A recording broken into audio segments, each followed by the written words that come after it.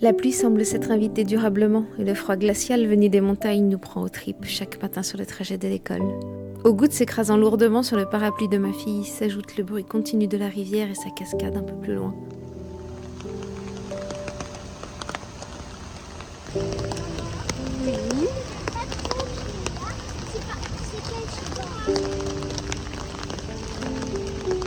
Si je devais donner un thème à cette vidéo, ce serait celui de l'eau qui gagnerait sans conteste.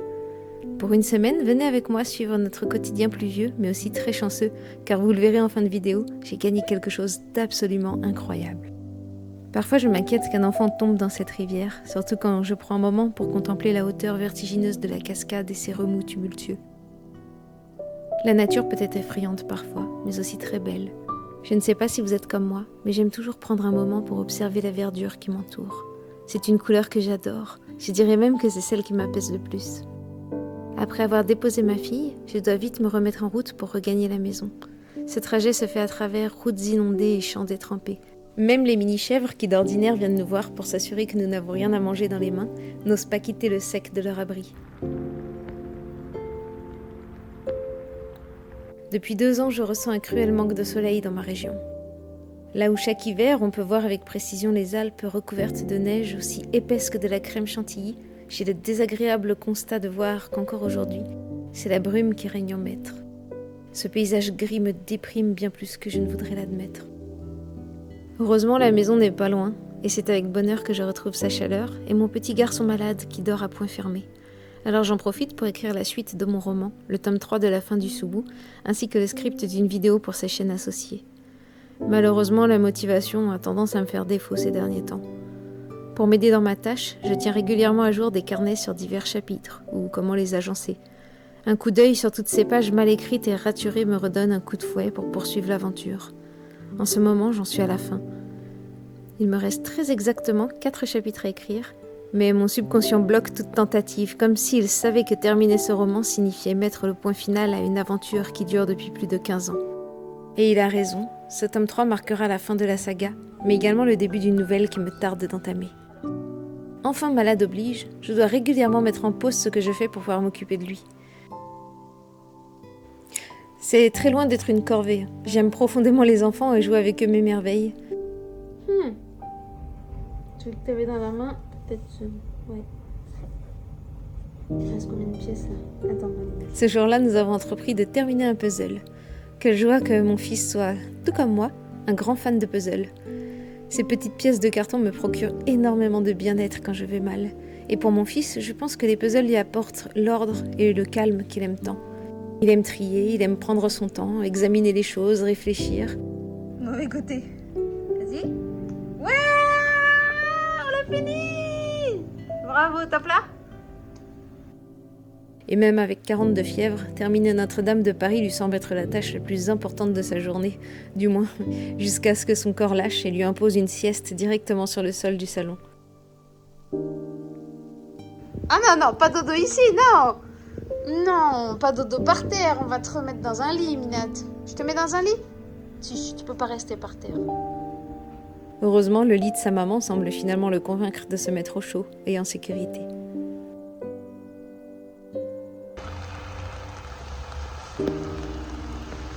Les jours passent et la pluie ne cesse. Mon mari commence à être malade également et a décidé de rester à la maison avec les enfants. Alors j'en profite pour aller à Manor, un magasin très connu en Suisse où les prix sont exorbitants, mais c'est le seul endroit près de chez moi où l'on peut acheter des jouets. Et des jouets, j'en ai besoin. Ma fille est invitée à l'anniversaire d'un copain très prochainement et je n'ai aucune idée de quoi offrir à un garçon de 9 ans. En passant dans les rayons de confection d'âme, je tombe sur une collection de sacs que j'adore. J'avais déjà acheté le modèle de l'an passé, un modèle très semblable avec des fleurs printanières différentes. Mais je dois avouer que cette nouvelle collection est loin de me déplaire. La routine se poursuit chez moi et mon temps se divise entre enfants, ménage et organisation de la semaine. Dans le salon, le bazar organisé se met en place. Maintenant que son puzzle est fini, mon fils a entrepris d'ouvrir ses cadeaux d'anniversaire. Quelques jours auparavant, il a fêté ses 7 ans avec toute sa petite bande d'amis, mais n'avait pas eu le temps de profiter de ses cadeaux, car la fièvre l'avait assailli dès le soir même. Les Legos, c'est un peu comme les puzzles. Il faut assembler les pièces et réfléchir. C'est tout ce qu'il aime. À Noël, on lui a offert le Faucon Millenium en taille moyenne, pensant que cela l'occuperait plusieurs jours, mais il a terminé en une journée, avant de nous réclamer quelque chose de plus difficile la prochaine fois. Et maman, ça, comme version. Regarde, là il marche sur les escaliers, il passe là, il fait comme ça. Ah, trop bien. Ça, Donc ça se transforme alors. Alors je me tâte, car les prix de ces petites briques en plastique sont franchement très élevés quand il s'agit de la franchise Star Wars. Le soir tombe et avec lui les forces de ma fille qui se débat contre un bon 40 de fièvre. Exceptionnellement, on l'autorise à dormir avec nous cette nuit, afin que je puisse vérifier son état plusieurs fois dans la nuit. Comme il est encore très tôt, j'en profite pour rattraper les séances de sport que je n'ai pas pu faire en début de semaine. J'ai beaucoup perdu en capacité physique, mais depuis 1 an, je m'y remets petit à petit. Aujourd'hui, le soleil pointe enfin son nez, alors j'installe ma pauvre fille malade dans ses rayons afin qu'elle bénéficie d'un peu de vitamine D. Quant à mon fils, il est tranquillement reparti à ses Legos. Je commence à m'inquiéter. J'ai quelques frissons, je suis très fatiguée. À ce moment-là, je prie pour ne pas tomber malade car je dois être opérationnelle pour samedi. Une journée très spéciale que j'attends depuis longtemps. Alors, nous passons le temps très calmement, tantôt avec du repos, tantôt avec des jeux, tantôt avec des histoires. Mes enfants sont fans de Franklin la tortue. Et il y a quelques années, j'ai réussi à mettre la main sur la collection entière pour 1 franc le livre, voire 50 centimes pour les plus abîmés. Ma fille en prend très soin, car elle rêve de les transmettre à ses enfants plus tard. Il va régulièrement chez le docteur Ours quand ce n'est pas elle qui vient à la maison. Mais jusqu'à ce jour, Franklin n'est jamais allé à l'hôpital. Ça va faire mal, demande Franklin. Non, tu ne sentiras rien du tout car nous t'endormirons avant l'opération, répond le docteur Ours. Samedi arrive enfin. Mes enfants vont beaucoup mieux et ma fille me supplie pour l'autoriser à aller à son cours d'équitation. Comment le lui refuser? Il s'agit de sa plus grande passion et il se trouve qu'elle est en plus très douée. J'ai parfois un peu peur de la voir sur des poneys si hauts, mais sa décontraction est telle que je finis toujours par me détendre. En rentrant, nous n'avons pas de temps à perdre. Dans quelques heures, nous devons aller à Genève pour une soirée très spéciale, le nouvel an japonais du Japan Club Genevois. J'aime énormément cet événement, car il faut s'habiller chic et surtout participer à des jeux et une tombola toujours riche en merveilleux cadeaux. Chaque année, Montblanc sponsorise l'événement et je rêve secrètement de gagner leur lot, car depuis que j'ai publié mon premier roman, je n'ai pas eu l'occasion de m'offrir ou de me faire offrir le traditionnel stylo plume que les écrivains reçoivent pour fêter leur première publication. Je ne me fais pas trop d'espoir car nous serons presque 300 participants et je n'ai jamais eu beaucoup de chance. Choisir ma robe ne fait pas des plus faciles. Ces dernières années, j'ai pris beaucoup de poids et mes robes colorées, hélas, ne ferment plus. Je dois donc choisir entre une robe noire et une robe bleu foncé en lin. Ce sera la bleue. C'est le moment de se maquiller et de se coiffer avant le grand départ. Je décide de faire assez léger, un trait de liner, un peu de fond de teint, un rouge à lèvres à peine visible et ça ira bien.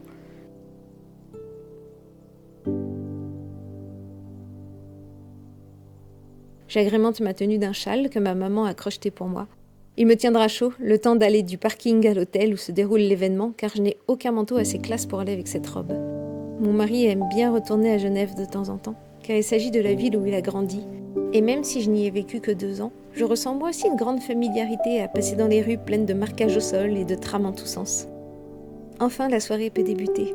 Nous découvrons les gens qui partageront notre table. Nous retrouvons des amis, des collègues de mon mari et aussi notre famille, car ma belle-mère et mon beau-père sont de la partie. Hé, tu t'enfuis pas? Attends, j'ai vu un truc qu'il n'y avait pas là. C'est quoi ça?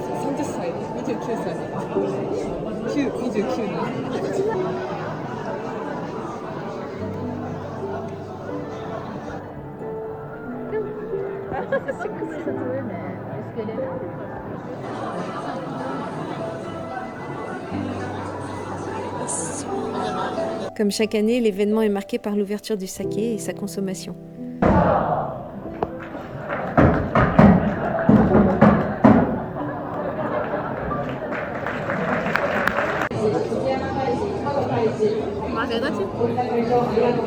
C'est à l'envers.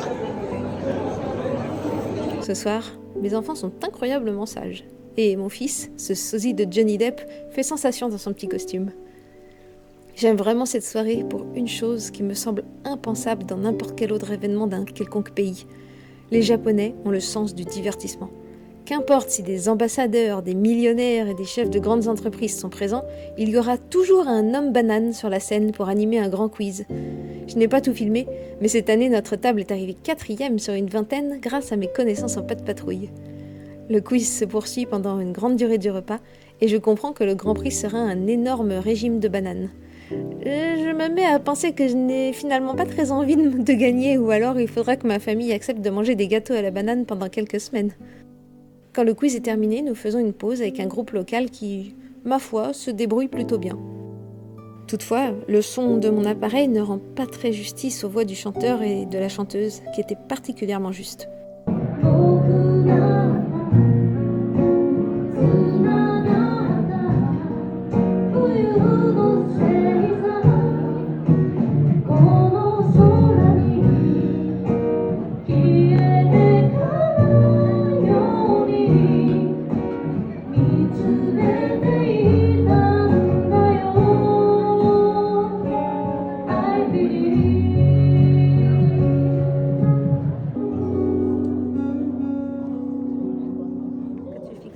La fin de la chanson marque enfin le moment que j'attendais avec impatience. La grande tombola, sponsorisée par Montblanc et d'autres entreprises comme ANA, la compagnie aérienne. Et oui, ANA offre un billet d'avion pour le Japon. Nous avons le numéro 13 et le numéro 14, et je ne sais pas pourquoi, mais j'ai un très bon pressentiment. Les 4 endroits où j'ai vécu portaient un numéro 13, et nous sommes également à la table 13. Je montre à mon petit mari que je porte le collier qu'il m'a offert à Noël, une magnifique émeraude.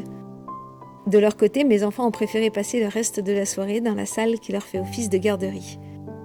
Comme c'est agréable de les laisser se débrouiller, ils sont maintenant assez autonomes et j'aime l'idée qu'ils passent du temps avec d'autres petits japonais, ce qui n'arrive pour ainsi dire jamais. Ça y est, les règles de la tombola sont dites, tout le monde rejoint sa table. J'ai un petit frisson d'excitation dans le dos. Une année, j'avais gagné un sac de riz de luxe et je dois bien avouer que c'était le meilleur riz de toute ma vie. Si j'ai peu d'espoir de gagner le lot le plus cher de la soirée, j'ai un bon pressentiment pour un restaurant ou un autre sac de riz. Je sens bien. Le numéro 13 sur l'étape 13, j'ai toujours habité un numéro 13. En parlant de nourriture, voilà que Monsieur Banane nous apporte des bananes en trop. Elles seront distribuées équitablement entre toutes les tables.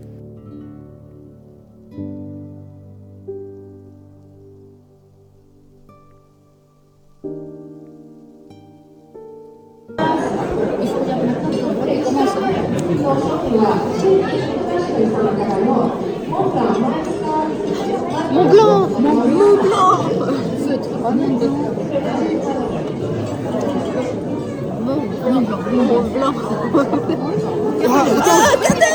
Mon numéro est sorti.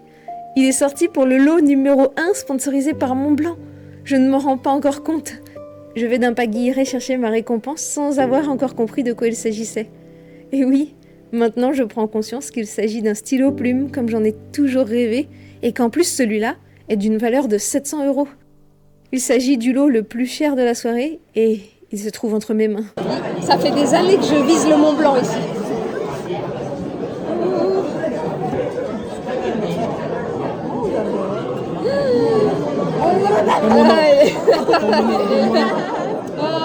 C'est une plume en plus. C'est une plume.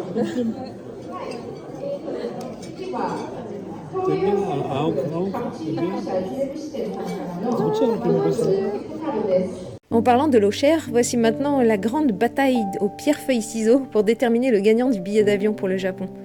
Contre toute attente, mon mari se place parmi les meilleurs.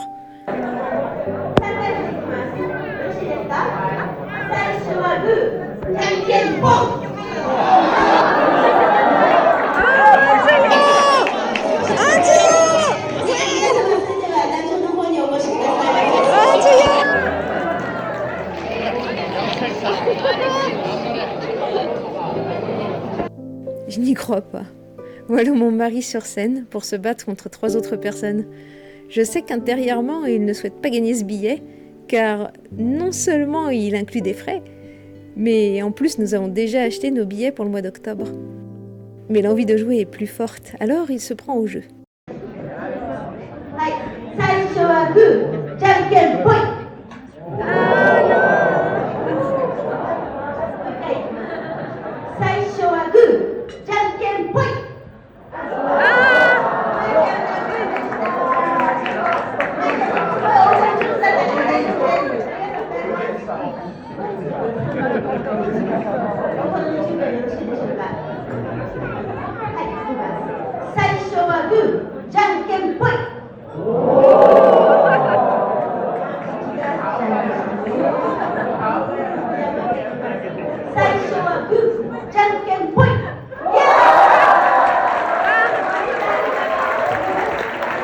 Et voilà, ce ne sera pas pour nous. À défaut d'avoir le billet d'avion, mon fils s'amuse à construire le modèle réduit de la compagnie aérienne. Le soir prend gentiment fin, et si vous voulez tout savoir, ma belle-mère a également remporté un lot conséquent qu'elle nous a donné. Il s'agit d'un week-end dans un hôtel 3 étoiles à Lézin, avec un forfait ski pour 2 personnes. Lézin n'est pas très loin de chez nous, donc nous pourrons nous y rendre quand nous le voulons. J'aurais bien aimé avoir une vidéo de ma robe en détail, mais mon fils, ce petit câlineux, en a décidé autrement. Et comment le repousser alors qu'il est si mignon et innocent? Voilà comment s'est déroulée notre semaine pluvieuse et chanceuse, et j'ai hâte de vous retrouver pour la suivante. Alors n'oubliez pas de vous abonner, d'activer la cloche, et je vous dis à très bientôt, et tout de bon!